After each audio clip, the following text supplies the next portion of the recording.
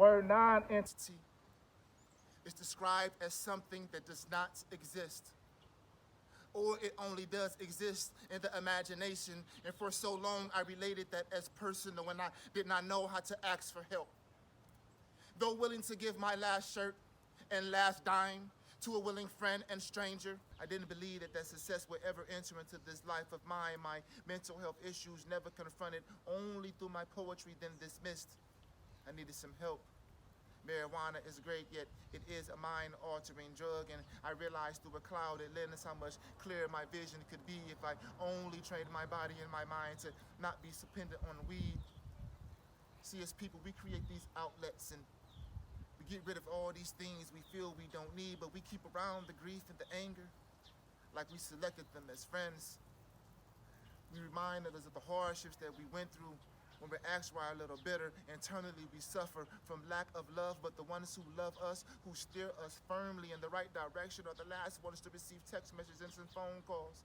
We drown in the bottoms of bottles, doing clear damage to our brown skin, but the celebration of any accomplishment or lack thereof has always been a part of our culture, so we look the other way when we see the alcohol tendencies erupting, when we admit that we need help. Many of us spend so much time alone, not trusting, from having our trust broken too many times before. But when will we realize that no partner as is or ever will be as loyal as God? I mean, I do understand the doubt. My mother was an ordained minister, groomed and molded by a well-respected pastor, and my father, also an elder. With all that upbringing, I still strayed away, so I understand when you say that it's hard to have even a mustard grain seed of faith in the face of murder. By way of tragedy, to lose can make you feel hopeless, like chasing blowing winds, but just as there is true darkness, there also too is divine light. The toughest don't always win. The weakest aren't always the ones that's crying. It's the strongest ones who get up after falling and keep on grinding. So listen, I've cried a million times. It felt like every tear had staved the payment in vain, but God bottoms them up, you know. He loves you now. I had to learn to love me now. I can't find things that I've lost.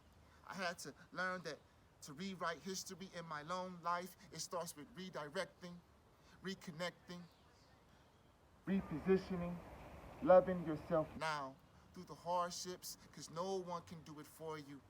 We pray and we believe that all things will manifest, and that does not change when we turn on the TV and they put racism and colorism in the front part of the news, as if there are no stories of overcoming and achievement left for us to hear. But I'm standing right here in front of you as motivation.